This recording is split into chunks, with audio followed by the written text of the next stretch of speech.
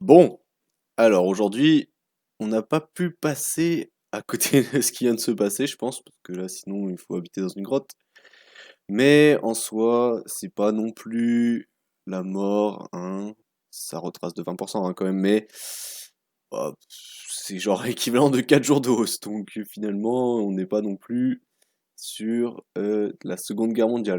Bon, donc du coup, l'idée qui va être intéressante dans la vidéo aujourd'hui, c'est de savoir un peu comment va se passer la correction, si c'est une correction, parce que on peut très bien euh, remonter, parce qu'on est lundi, hein, donc au niveau semaine, on peut très bien remonter à aller chercher les 50 000 dollars.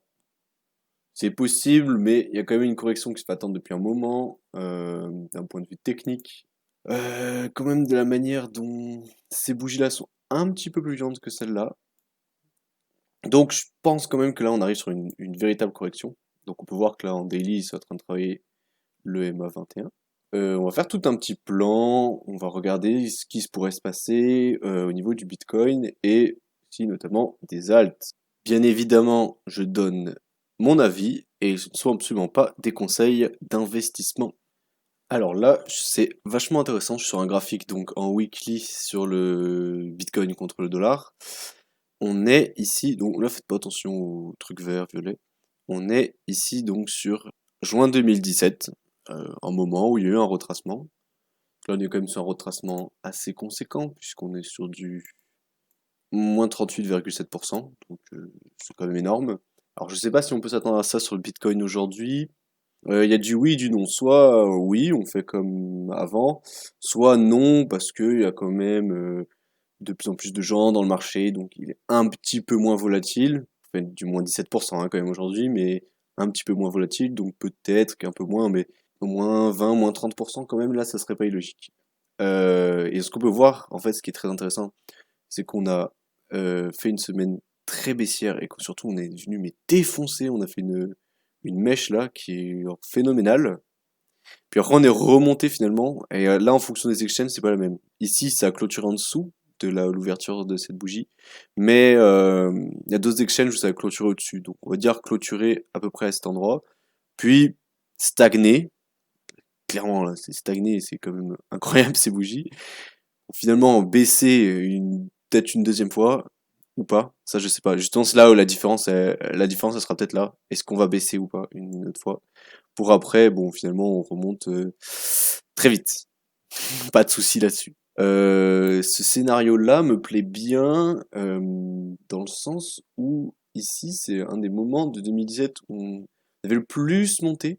Ça avait vraiment duré longtemps et d'autant plus après avoir cassé la TH. Et en plus, cette phase de stagnation, elle pourrait correspondre à un début de d'alt season. C'est-à-dire que d'abord le Bitcoin et les alts descendent, pardon. Quand ça se stabilise, les deux se stabilisent, puis d'un coup, le Bitcoin continue un peu de se stabiliser et d'être à un prix qu'il accepte, et après finalement, chuit, il remonte. Si on passe en daily, on peut voir que en 2007, il y avait quand même beaucoup, un peu plus d'hésitation quand même. D'ailleurs, on peut voir qu'on est en train de former une sorte de triangle. Donc on a eu test plein de fois du support, ça casse, ça revient tester, c'est rejeté, hop, ça repart, et finalement ça reteste, et là, le truc final. Mais là, il faut savoir qu'on est en daily, hein, donc ça a duré même pas un mois, donc c'est très court.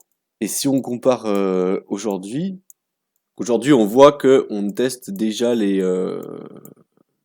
on est déjà dessous cette moyenne mobile, donc ça va quand même très vite, mais en vrai, quand on regarde en daily aussi, on voit que donc là, c'est le début de la semaine, mais c'était pas le début de la semaine en 2017.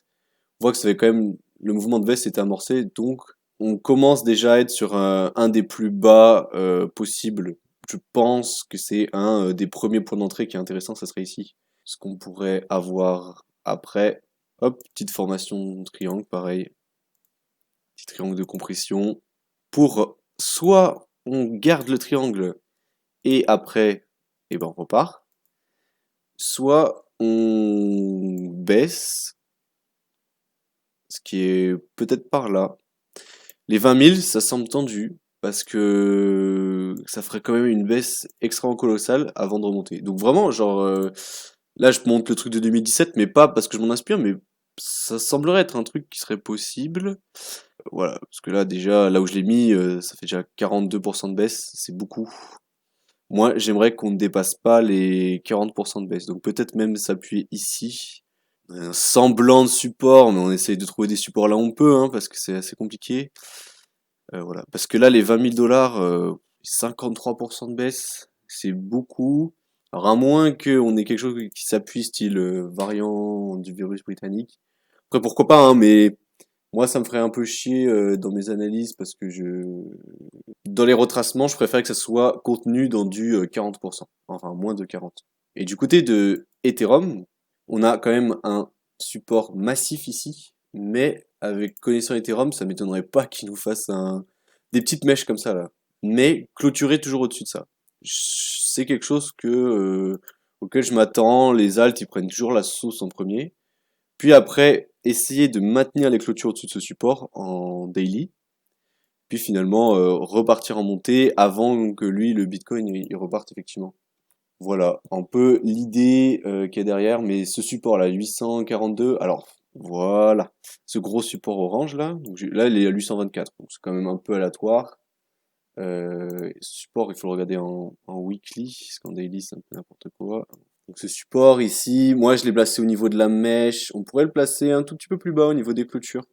Donc essayez de maintenir en tout cas autour des 800 dollars des clôtures au-dessus de ça, avec peut-être des mèches qui essayent de venir tirer des 700 dollars, pourquoi pas. Et voilà. Mais de fortes chances qu'on vienne de s'appuyer dessus. En tout cas, à ce niveau-là, c'est des niveaux de prix qui sont quand même assez intéressants. Donc à surveiller. Et voilà, moi je commence à prendre l'achat déjà là.